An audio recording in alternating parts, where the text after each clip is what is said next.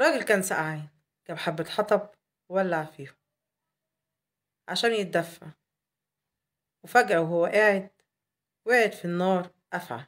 جري عليها وأنقذها. جت الأفعى لدعته في إيده، غصب عنه وقعت منه الأفعى تاني في النار. اتضايق وزعل إن هي وقعت في النار، وقبل ما تتحرق أو تموت جري جاب سخ حديد وأنقذ الأفعى.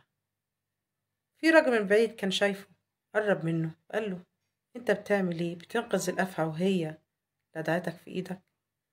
قال له: طبيعي إن الأفعى تلدعني، لكن من الطبيعي إني ما أتخلاش عن إنسانيتي، وطبعي إني أساعد الغير. العبرة والحكاية إنك ما تغيرش من طبعك عشان حد أذاك، لأن الحياة مليانة أفاعي.